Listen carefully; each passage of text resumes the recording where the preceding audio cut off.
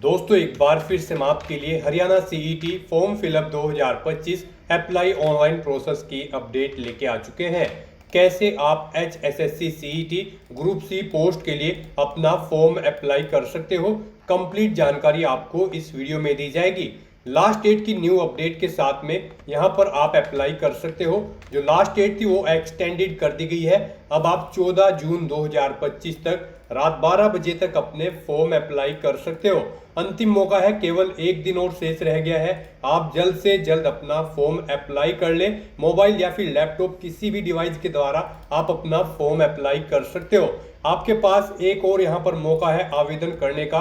2 दिन के लिए यहाँ पर लास्ट डेट एक्सटेंड कर दी गई है। जो पहले 12 जून थी उसको 14 जून कर दिया गया है। तो आप जल्द से जल्द अप्लाई कर ले।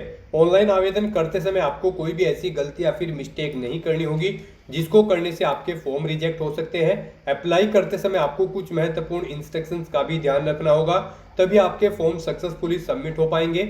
और अप्लाई करते समय आप अपनी क्वालिफिकेशन की डिटेल कैसे दोगे, कैसे आप अपने एग्जामिनेशन सेंटर चुनोगे, कैसे डॉक्यूमेंट्स अपलोड करोगे, फोटोग्राफ, सिग्नेचर कैसे और कितने केबी में आपको अपलोड करने होंगे, यहाँ पर फीस पेमेंट करते हुए रजिस्ट्रेशन से लेकर प्रिंट तक आप कैसे अपने फॉर्म अप्लाई करोगे, पूरी जानकारी स्टेप बाय स्टेप आपको इस वीडियो में दी जाएगी।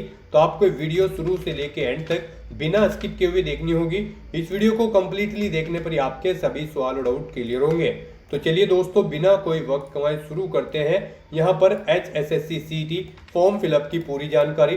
फॉर्म भरने से पहले आपको हमारी वेबसाइट IND सरकारी नौकरी के इस पेज पर विजिट करना होगा, जिसका लिंक आपको नीचे description plus first comment box में मिल जाएगा। और हमारे इस पेज पर विजिट करके आप यहां से HSSC हरियाणा सीईटी का फॉर्म अप्लाई कर सकते हो।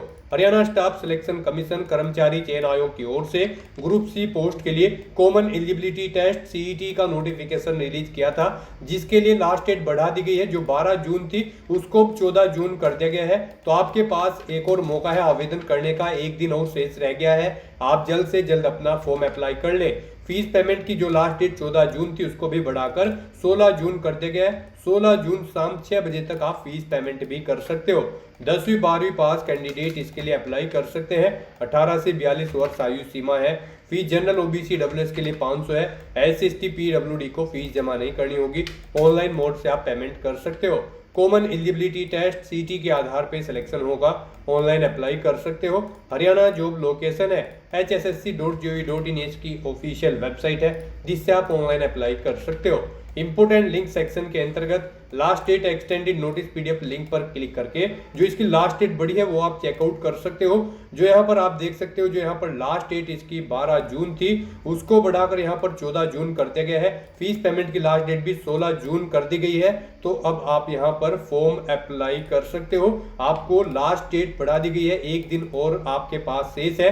आप जल्द से अपना फॉर्म अप्लाई कर ले। ऑफिशियल नोटिफिकेशन PDF लिंक पर क्लिक करके आप इसकी एडवर्टाइजमेंट की PDF रीड आउट कर सकते हो, जिसमें आपको कंप्लीट इंपोर्टेंट डेट्स दे दी गई है, रजिस्ट्रेशन प्रोसेस दिया गया है, हाउ टू अप्लाई का प्रोसीजर दिया गया है।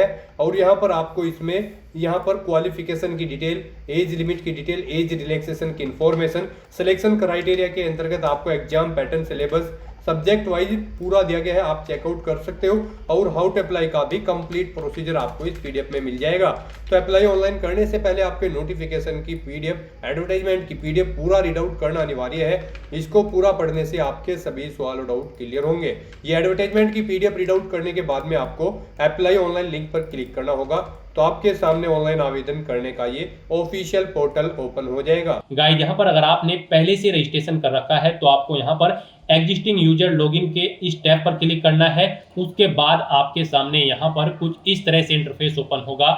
यहाँ पर आने के बाद आपको अपना मोबाइल नंबर एंटर करना है, आपको अपना पासवर्ड एंटर करना है, ये कैप्चा कोड आपको यहाँ पर एंटर करना है और सबमिट के इस ऑप्शन पर क्लिक करते हुए आपको अपने डैशबोर्ड में लॉगिन कर लेना है और फिर वहां से आपको अपना फॉर्म अप्लाई करना है। और अगर आप इस एग्जाम के लिए फर्स्ट टाइम अप्लाई करने जा रहे हो तो सबसे पहले यहाँ पर आपको अपना रजिस्ट्रेशन करना होगा।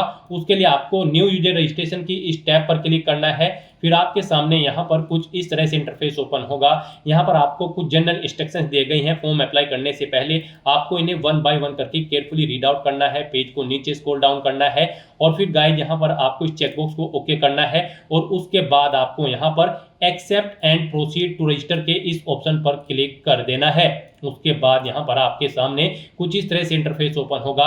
यहाँ पर आने के बाद गाइज आपको सबसे पहले अपना मोबाइल नंबर एंटर करना है। उसके बाद आपको गेट ओटीपी के इस ऑप्शन पर क्लिक कर देना है। आपके मोबाइल नंबर पर एक ओटीपी आएगा, वो ओटीपी आपको यहाँ पर एंटर करना है और उसे यहाँ पर आपको अपना मोबाइल नंबर वेरीफाई कर लेना है। उसके बाद गाइज यहाँ पर आपको अपनी ईमेल आईडी एंटर करनी है, फिर आपको गेट ओटीपी के इस ऑप्शन पर क्लिक करना है। आपकी ईमेल आईडी पर एक ओटीपी आएगा, वो ओटीपी आपको यहाँ पर एंटर करना है। फिर यहाँ पर आपको अपना पासवर्ड क्रिएट करना है। पासवर्ड यहाँ पर आपका कम से कम 8 कैरेक्टर का होना चाहिए और ये अल्फा न्यूमेरिक फॉर्मेट में होना चाहिए। मींस आपके पासवर्ड में कम से कम एक अपर केस कैरेक्टर, एक लोअर केस कैरेक्टर, एक इंटीजर नंबर, एक स्पेशल कैरेक्टर जैसे कि @ या फिर डॉलर होना चाहिए। तो इस फॉर्मेट में यहाँ पर आपको अपना पासवर्ड एंटर करना है। वही पासवर्ड आपको यहाँ पर री एंटर योर पासवर्ड की इस फील्ड में एंटर करना है। फिर आपको ये कैप्चा कोड इस बॉक्स में एंटर करना है और उसके बाद गाइस यहाँ पर आपको रजिस्टर एंड प्रोसीड के इस टैब पर क्लिक कर देना है। फिर यहाँ पर आपको अपनी डिटेल को कंफर्म करते हुए यस के इस ऑप्शन पर क्लिक करना है।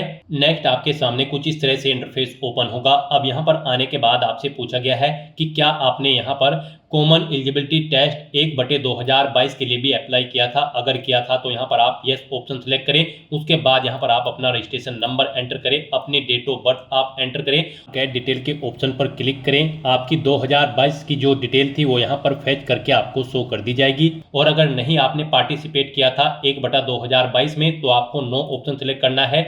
उसके बाद यहाँ पर आपको अपना नाम यहाँ पर 10वीं की मार्कशीट के अकॉर्डिंग एंटर करना है। अपनी डेट ऑफ बर्थ आपको यहाँ पर 10वीं की मार्कशीट के अकॉर्डिंग इस कैलेंडर में से सिलेक्ट कर लेनी है। फिर यहाँ पर आपको अपने फादर का नाम एंटर करना है, अपनी मदर का नाम आपको एंटर करना है, अपना आधार नंबर यहाँ पर आपको एंटर करना है। आधार नंबर एक बार फिर से री एंटर करना है और फिर यहाँ पर आपको अपना आधार अपलोड करना है। यहाँ पर आपका आधार जेपीजी, जेपीईजी या फिर पीडीएफ फॉर्मेट में होना चाहिए। 20 केबी से 200 केबी के बीच में आपका आधार होना चाहिए। आपको चूज फाइल बटन पर क्लिक करना है, फाइल को सिलेक्ट कर लेना है और अपना आधार कार्ड आपको यहाँ पर अपलोड कर देना है। उसके बाद यहाँ पर आपको अपना जेंडर सिलेक्ट करना है। फिर आपको अपना मैरिटल स्टेटस बताना है, आप मैरिड हो या फिर अनमैरिड। फिर यहाँ पर आपकी बॉडी पर कहीं कोई कट या तिल का निशान है तो उस पैलेस का नाम आपको एंटर करना है। एक से ज्यादा जगह है तो दूसरे पैलेस का नाम भी आपको एंटर कर देना है, नहीं है तो आपको नो मार्क एंटर करना है। और फिर गाइस यहाँ पर आपको सेव एंड नेक्स्ट के ऑप्शन पर क्लिक कर देना है। नेक्स्ट यहाँ पर आपको अपने एड्रेस की इंफॉर्मेशन देनी है। यहाँ पर आकर सबसे पहले आपको अपना कोरोस्पोंडेंस एड्रेस एंटर करना है। उसके बाद यहाँ पर आपको अपना परमानेंट एड्रेस एंटर करना है। एड्रेस में यहाँ पर आपको अपना हाउस नंबर देना है, स्ट्रीट या कॉलोनी नेम देना है, अपना स्टेट आपको यहाँ पर सेलेक्ट कर लेना है, उसके अकॉर्डिंग डिस्ट्रिक्ट सेलेक्ट करना है। फिर यहाँ पर आपको अपना विलेज, सिटी या सेक्टर का नाम देना है, पोस्ट ऑफिस का नाम देना है, नियरेस्ट पोस्ट ऑफिस भी आप यहाँ पर डाल सकते हो। अब फिर आपको अपना पिन कोड यहाँ पर एंटर कर देना है और उसके बाद गाइस यहाँ पर आपको अपना परमानेंट एड्रेस एंटर करना है। और गाइस यहाँ पर अगर आपका परमानेंट एड्रेस आपके कोरोस्पोंडेंस एड्रेस के अकॉर्डिंग सेम है तो फिर यहाँ पर आप इस permanent address is same as correspondence address में यस के ऑप्शन पर क्लिक कर दें। ऑटोमेटिकली यहाँ पर आपका परमानेंट एड्रेस आपके कोरोस्पोंडेंस एड्रेस के अकॉर्डिंग फिल हो जाएगा। उसके बाद यहाँ पर आपको इस पेज को नीचे स्क्रॉल डाउन करते हुए सेव एंड नेक्स्ट के इस ऑप्शन पर क्लिक कर देना है। नेक्स्ट यहाँ पर आपको अपनी कैटेगरी की इन्फॉर्मेशन देनी है। यहाँ पर आपसे पूछा गया है कि क्या आपके पास हरियाणा स्टेट का डोमिसाइल है या फिर आप बोनाफाइड रेजिडेंट कैंडिडेट है हरियाणा के।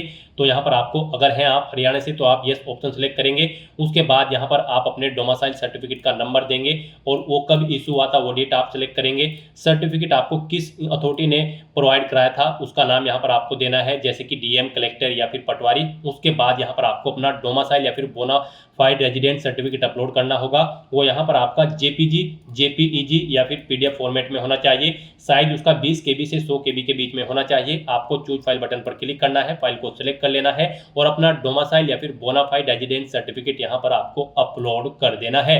और गाइज अगर आप हरियाणा स्टेट से नहीं है तो फिर आप यहाँ पर नो ऑप्शन सेलेक्ट करेंगे। उसके बाद केवल यहाँ पर जनरल कैटेगरी कैंडिडेट ही अप्लाई कर पाएंगे और अदर स्टेट से। तो यहाँ पर आपको अपना ये डोमिसाइल की डिटेल प्रोवाइड करनी है। उसके बाद यहाँ पर आपको अपनी कैटेगरी सेलेक्ट कर लेनी है। यहाँ पर अगर आप हरियाणा स्टेट से हैं तो फिर यहाँ पर आप अपनी कास्ट सेलेक्ट करें, आप किस कास्ट से बिलोंग करते हैं। फिर यहाँ पर अगर आप रिजर्व कैटेगरी से बिलोंग करते हैं तो आपको अपना कैटेगरी सर्टिफिकेट नंबर देना होगा।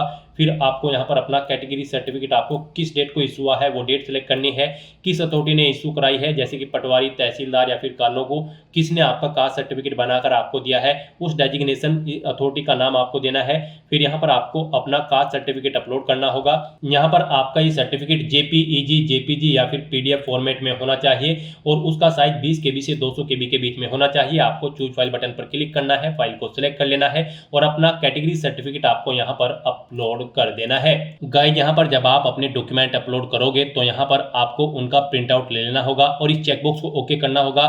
फिर आपको अपने सर्टिफिकेट का नंबर दोबारा से एंटर करना होगा, इशू कब हुआ था वो भी डेट आपको दोबारा से सिलेक्ट कर लेनी होगी और फिर अथॉरिटी का नाम जिसने आपको इशू कराया है वो भी आपको दोबारा से यहाँ पर री एंटर करना होगा। नेक्स्ट यहाँ पर आपसे पूछा गया कि क्या आप करंट में कार्यरत हैं, अगर हैं तो यस करें और फिर उसकी डिटेल दें। यहाँ पर आपको आपके ऑफिशियल एडवर्टाइजमेंट में एनेक्जर फर्स्ट दिया गया है। यहाँ पर ये एक्सपीरियंस सर्टिफिकेट का फॉर्मेट है, आपको इसे फिल करके यहाँ पर साइन करा लेना है। यहाँ पर signature with seal of issuing authority, जिस अथॉरिटी ने आपको यहाँ पर ये एक्सपीरियंस सर्टिफिकेट इशू किया है उसके सिग्नेचर यहाँ पर आपको देने हैं, उनका नाम, डेजिग्नेशन, एड्रेस और टेलीफोन नंबर यहाँ पर आपको देना होगा। ये डिटेल यहाँ पर आपको फिल करके यहाँ पर अपना ये एनेक्जर फर्स्ट में एक्सपीरियंस सर्टिफिकेट कंप्लीट करना है और उसे यहाँ पर आपको प्रोवाइड कराना होगा। तो यहाँ पर अगर आप कार्यरत हैं तो फिर आपको इशूइंग अथॉरिटी, यहाँ पर आपको अथॉरिटी का नाम देना है जिसने आपको एक्सपीरियंस सर्टिफिकेट दिया है, पोस्ट का नाम देना है, किस पोस्ट पर आप कार्यरत थे, कब से कब तक आप कार्यरत थे वो डेट यहाँ पर आप इन कैलेंडर में से सिलेक्ट करें। फिर यहाँ पर नंबर ऑफ डेज, इन डेट्स के अकॉर्डिंग यहाँ पर कैलकुलेट करके आपको शो कर दी जाएंगे। फिर एक्सपीरियंस सर्टिफिकेट आपको यहाँ पर अपना अपलोड करना है, आपको यहाँ पर चूज फाइल बटन पर क्लिक करना है और अपना एनेक्जर फर्स्ट का जो एक्सपीरियंस सर्टिफिकेट है इसे फिल करने के बाद और इस पर साइन कराने के बाद अथॉरिटी से आपको ये यहाँ पर अपलोड करना होगा चूज फाइल बटन पर क्लिक करते हुए। उसके बाद अगर गाइस यहाँ पर आप कार्यरत नहीं हो तो आपको नो ऑप्शन सेलेक्ट करना है, आगे की डिटेल आपको नहीं देनी होगी। फिर यहाँ पर आपसे पूछा गया कि क्या आप ईएक्स सर्विसमैन हो या फिर फैमिली मेंबर हो किसी ईएक्स सर्विसमैन के, अगर हैं तो आप यस ऑप्शन सेलेक्ट करें और फिर उसकी डिटेल यहाँ पर आपको देनी है, जैसे कि क्या यहाँ पर आप बेनिफिट्स लेना चाहते हैं ईएक्स सर्विसमैन या फिर फैमिली मेंबर। अगर आपका कोई ईएक्स सर्विसमैन है तो यहाँ पर आप यस ऑप्शन सेलेक्ट करेंगे, फिर आप इस चेकबॉक्स को ओके करेंगे। सब कैटेगरी यहाँ पर आप सेलेक्ट करेंगे, डेट ऑफ अपॉइंटमेंट यहाँ पर आप अपने देंगे या फिर अपने फैमिली मेंबर की, डेट ऑफ डिस्चार्ज यहाँ पर आप देंगे, अगर आप जॉब छोड़ चुके हैं तो उसे छोड़ने का कारण देंगे। और गाइस अगर आप या फिर आपके फैमिली का कोई मेंबर ईएक्स सर्विसमैन नहीं है तो फिर यहाँ पर आपको नो ऑप्शन सेलेक्ट करना है, आगे की डिटेल आपको नहीं देनी होगी। फिर आपसे पूछा गया कि क्या आप फ्रीडम फाइटर हैं, अगर हैं तो आप यस करें और उसकी डिटेल दें, जैसे कि सर्टिफिकेट नंबर, इशू डेट उसकी और यहाँ पर उस अथॉरिटी का नाम जिसने आपको सर्टिफिकेट इशू किया है और फिर उसे यहाँ पर आपको अपलोड करना होगा। और अगर नहीं आप फ्रीडम फाइटर तो आपको नो ऑप्शन सेलेक्ट करना है। फिर यहाँ पर आपसे पूछा गया कि क्या आप person with benchmark disability category से बिलोंग करते हैं, अगर करते हैं तो यस करें और फिर यहाँ पर आप अपनी डिसेबिलिटी का टाइप सेलेक्ट करें और फिर उस अपनी डिसेबिलिटी की परसेंटेज यहाँ पर आप दें, सर्टिफिकेट नंबर दें, कब इशू हुआ था वो डेट आप दें, यहाँ पर अथॉरिटी का नाम दें जिसने आपको ये इशू किया है। फिर यहाँ पर आपको पूछा गया कि क्या आप एग्जाम में स्क्राइब चाहते हैं, अगर चाहते हैं तो यस करें, नहीं तो नो ऑप्शन सेलेक्ट करें। फिर यहाँ पर आप अपना पीडब्ल्यूडी का सर्टिफिकेट अपलोड करें, यहाँ पर पीडब्ल्यूडी का आपका सर्टिफिकेट जेपीईजी, जेपीजी या फिर पीडीएफ फॉर्मेट में होना चाहिए। 20 से 200 केबी के बीच में आपको चूज फाइल बटन पर क्लिक करना है, फाइल को सिलेक्ट करना है और अपना ही सर्टिफिकेट अपलोड कर देना है। और अगर आप पीडब्ल्यूडी कैंडिडेट नहीं हो तो यहाँ पर आपको नो ऑप्शन सेलेक्ट करना है, आगे की डिटेल आपको नहीं देनी होगी। फिर आपसे पूछा गया कि क्या आप एलिजिबल स्पोर्ट पर्सन हैं, अगर हैं तो आप यस करेंगे और फिर उसकी डिटेल देंगे, जैसे कि आपके स्पोर्ट सर्टिफिकेट का नंबर, उसकी इशू डेट, कब आपको वो इशू हुआ था, अथॉरिटी का नाम किसने आपको इशू किया है। फिर यहाँ पर आपको ग्रेड सेलेक्ट करनी है, वो आपके पास ए, बी या फिर सी ग्रेड का है और फिर उसे यहाँ पर आपको अपलोड करना होगा। और अगर आप स्पोर्ट पर्सन नहीं है तो फिर यहाँ पर आपको नो ऑप्शन सेलेक्ट कर लेना है। फिर यहाँ पर आपको पूछा गया है कि क्या आपके खिलाफ कोई क्रिमिनल केस है, अगर है तो यहाँ पर आप बताएं वो कंप्लेंट है या फिर एफआईआर है, या फिर नहीं है तो आप नो ऑप्शन सेलेक्ट करेंगे। और उसके बाद गाइस यहाँ पर आपको सेव एंड नेक्स्ट के ऑप्शन पर क्लिक कर देना है। नेक्स्ट यहाँ पर आपको अपनी एजुकेशनल क्वालिफिकेशन की डिटेल प्रोवाइड करनी है। गाइस यहाँ पर Haryana staff selection commission common eligibility test 2025 में पार्टिसिपेट करने के लिए आपका 12वीं क्लास पास आउट होना जरूरी है या फिर आपका 10वीं क्लास पास आउट होना जरूरी है, प्लस आपके पास एडिशनल क्वालिफिकेशन भी होनी चाहिए यहाँ पर सीटी ग्रुप सी की पोस्ट में पार्टिसिपेट करने के लिए। तो यहाँ पर अब आपको अपनी एजुकेशनल क्वालिफिकेशन सेलेक्ट कर लेनी है। यहाँ पर अगर आपने 12वीं पास आउट की हुई है तो आप 12th कंप्लीटेड ऑप्शन सेलेक्ट करें, कर रहे हैं तो आप यहाँ पर 12 परसुइंग ऑप्शन सेलेक्ट करें। यहाँ पर अगर आप 12th में अपियर हो तब भी आप अप्लाई कर सकते हो। आप 12th अपियर कर उसके इक्विवेलेंट कोई एग्जाम पास आउट कर चुके हो तो यहाँ पर 10+2 इक्विवेलेंट कंप्लीटेड ऑप्शन सेलेक्ट करें। यहाँ पर उसके इक्विवेलेंट एग्जाम 12th के इक्विवेलेंट एग्जाम में अगर आप यहाँ पर कर रहे हो, यानी किसी साल आप कर रहे हो 12th या उसके इक्विवेलेंट कोई एग्जाम, तो आप यहाँ पर 10+2 इक्विवेलेंट परसुइंग ऑप्शन सेलेक्ट करें। और यहाँ पर अगर आपके पास कोई एडिशनल क्वालिफिकेशन है 10वीं के बाद तो आप ये ऑप्शन सेलेक्ट करें। एडिशनल क्वालिफिकेशन अगर आप कर रहे हैं तब आप ये ऑप्शन सेलेक्ट करेंगे। तो यहाँ पर आपको अपनी क्वालिफिकेशन के अकॉर्डिंग ऑप्शन सेलेक्ट कर लेना है। यहाँ पर आने के बाद आपको अपनी डिटेल प्रोवाइड करनी होगी। यहाँ पर अगर आपने 12वीं पास की हुई है तो फिर यहाँ पर आपको सबसे पहले अपनी 10वीं क्लास की डिटेल प्रोवाइड करनी होगी। 10वीं क्लास में यहाँ पर आपको सबसे पहले स्ट्रीम सेलेक्ट करनी है। यहाँ पर किस स्ट्रीम में आपने अपनी 10वीं क्लास पास आउट की है, स्कूल, कॉलेज या बोर्ड का नाम आपको देना है। उसके बाद यहाँ पर आपको पासिंग ईयर सेलेक्ट कर लेना है, कब आपने अपनी 10वीं क्लास पास आउट की है। आपको अपनी 10वीं का रोल नंबर यहाँ पर एंटर करना है। मार्क्स की परसेंटेज देनी है, कितने परसेंट मार्क्स आपने ऑब्टेन किए हैं। सीजीपीए में है तो आप सीजीपीए यहाँ पर दें। फिर यहाँ पर आपको अपना सर्टिफिकेट अपलोड करना है 10वीं क्लास का। उसके बाद लिए आपको चूज फाइल बटन पर क्लिक करना है, फाइल को सिलेक्ट कर लेना है और अपना सर्टिफिकेट 10वीं का यहाँ पर आपको अपलोड कर देना है। यहाँ पर जब आप अपना सर्टिफिकेट अपलोड करेंगे तो आपको चूज फाइल बटन पर क्लिक करना होगा, फाइल को सिलेक्ट कर लेना होगा और उसके बाद गाइस आपको प्रिंट के ऑप्शन पर क्लिक करके अपने सर्टिफिकेट का एक प्रिंट आउट भी ले लेना है। प्रिंट के ऑप्शन पर क्लिक करने के बाद फिर आपको यहाँ पर अपना दोबारा से नाम री एंटर करना है जो आपकी 10वीं की मार्कशीट में है और फिर आपको अपनी डेट ऑफ बर्थ यहाँ पर दोबारा से रीसेलेक्ट करनी है। फिर यहाँ पर आपको अपनी 12वीं क्लास की डिटेल प्रोवाइड करानी है और बाकी की सभी क्वालिफिकेशन में भी जब आप अपना सर्टिफिकेट अपलोड करेंगे तो उनकी डिटेल भी आपको यहाँ पर सेम ऐसे ही देनी होगी। फिर यहाँ पर आपको अपनी 12वीं क्लास की डिटेल प्रोवाइड करनी है। यहाँ पर आपको अपनी स्ट्रीम सेलेक्ट करनी है, किसमें आपने अपनी 12वीं क्लास पास आउट की है। उसके बाद यहाँ पर आपको बताना है यहाँ पर स्कूल, कॉलेज या बोर्ड का नाम जिससे आपने अपनी 12वीं क्लास पास आउट की है, किस ईयर में पास आउट की है वो यहाँ पर आप सिलेक्ट करें। अपना 12वीं का रोल नंबर यहाँ पर आप एंटर करें, कितनी परसेंटेज या फिर सीजीपीए है वो यहाँ पर आप एंटर करें और फिर आप अपनी 12वीं का सर्टिफिकेट यहाँ पर अपलोड कर दें। चूज फाइल के बटन पर क्लिक करें, फाइल को सिलेक्ट करें और यहाँ पर आप अपनी 12वीं क्लास का सर्टिफिकेट अपलोड कर दें। यहाँ पर आपके जो डॉक्यूमेंट होंगे वो पीडीएफ फॉर्मेट में होना चाहिए आपका सर्टिफिकेट और 5 MB से कम उसका साइज यहाँ पर होना चाहिए। उसके बाद यहाँ पर अगर आपने के पास कोई अदर सर्टिफिकेट है या फिर आपके पास कोई एडिशनल क्वालिफिकेशन है तो उसकी डिटेल भी सेम आप ऐसे ही प्रोवाइड कर सकते हो। सर्टिफिकेट है कोई अदर तो यहाँ पर आप सबसे पहले ड्यूरेशन सेलेक्ट करें, कितने साल का आपके पास सर्टिफिकेट है। उसके बाद कोर्स का टाइप सेलेक्ट करें, वो ITI है, डिप्लोमा है या फिर अदर है। उसके बाद आप स्ट्रीम यहाँ पर एंटर करें, स्कूल, कॉलेज या बोर्ड का नाम दें, पासिंग ईयर दें, यहाँ पर रोल नंबर दें आप अपना उसका। फिर आपको मार्क्स की परसेंटेज या फिर सीजीपीए देना है और फिर आपको अपने सर्टिफिकेट को यहाँ पर चूज फाइल बटन के ऑप्शन पर क्लिक करते हुए अपलोड कर देना है। इसके अलावा कोई और यहाँ पर आपके पास सर्टिफिकेट है तो आप ऐड अनदर सर्टिफिकेट के ऑप्शन पर क्लिक करें, सेम ऐसी ही रो यहाँ पर एक और ऐड हो जाएगी और उसमें आप अपने उस सर्टिफिकेट की डिटेल्स प्रोवाइड करा सकते हैं। तो इस तरह से यहाँ पर आपको अपनी एजुकेशनल क्वालिफिकेशन की डिटेल प्रोवाइड करनी है और फिर गाइज आपको सेव एंड नेक्स्ट के इस ऑप्शन पर क्लिक कर देना है। नेक्स्ट यहाँ पर आपको अपने डॉक्यूमेंट अपलोड करने हैं। यहाँ पर आपको अपना फोटो, सिग्नेचर और एनेक्सर 6 अपलोड करना है। यहाँ पर आपका जो फोटो होगा वो यहाँ पर JPG या फिर JPEG फॉर्मेट में होना चाहिए। साइज उसका 20 KB से 100 KB के बीच में होना चाहिए और यहाँ पर उसकी डायमेंशन 200x230 पिक्सल होनी चाहिए। रेजोल्यूशन उसका 200 DPI होना चाहिए। सिग्नेचर आपके यहाँ पर JPEG या फिर JPG फॉर्मेट में होने चाहिए। 20 KB से 100 KB के बीच में यहाँ पर आपके सिग्नेचर होने चाहिए और उसके बाद यहाँ पर गाइड आपको अपना एनेक्सर 6 अपलोड करना है। ये डॉक्यूमेंट यहाँ पर ये भी आपका JPG या फिर JPEG फॉर्मेट में होना चाहिए। 20 KB से 200 KB के बीच में होना चाहिए। यहाँ पर आकर आपको click here to download annexure 6 के इस लिंक पर क्लिक करना है। आपके सामने ये फॉर्म ओपन हो जाएगा, आपको इसे फिल करना है। यहाँ पर आपको अपना नाम, अपने फादर या मदर का नाम फिल करना है। फिर यहाँ पर आपको अपनी 2022 CET का रजिस्ट्रेशन नंबर एंटर करना है और इसकी एक सॉफ्ट कॉपी आपको बना लेनी है और उसे यहाँ पर आपको अपलोड करना होगा। सॉफ्ट कॉपी आपकी JPEG या फिर JPG फॉर्मेट में होनी चाहिए जो कि यहाँ पर आपको अपलोड करनी होगी। तो यहाँ पर आपको अपने डॉक्यूमेंट अपलोड करने के लिए चूज फाइल के ऑप्शन पर क्लिक करना है, फाइल को सेलेक्ट कर लेना है और फिर यहाँ पर उन्हें 1 by 1 करके आपको अपलोड कर देना है।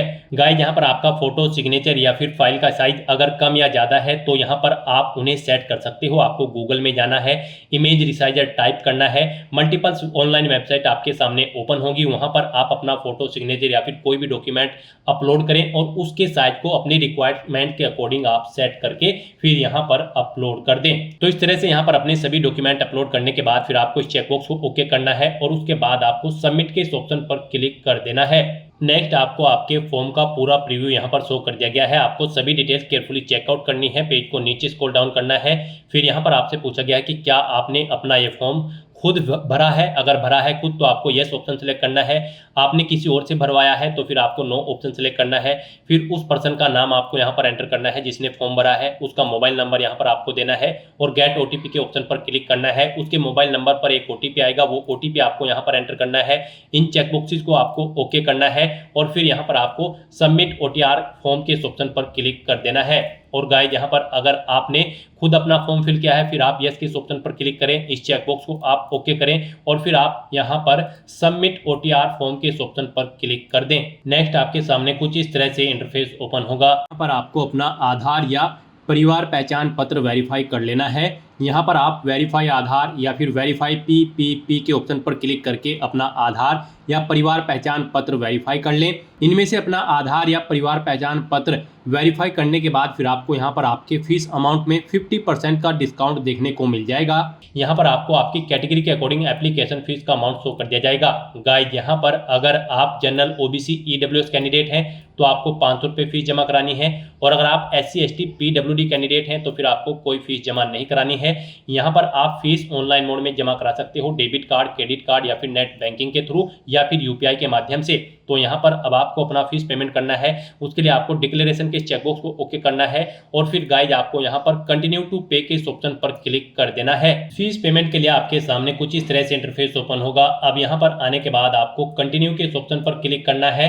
नेक्स्ट आपके सामने कुछ इस तरह से इंटरफेस ओपन होगा। यहाँ पर आप net banking, debit card, credit card या फिर आप यहाँ पर यूपीआई के माध्यम से अपना फीस पेमेंट कर सकते हैं। यूपीआई आपके लिए यहाँ पर बेस्ट ऑप्शन रहेगा।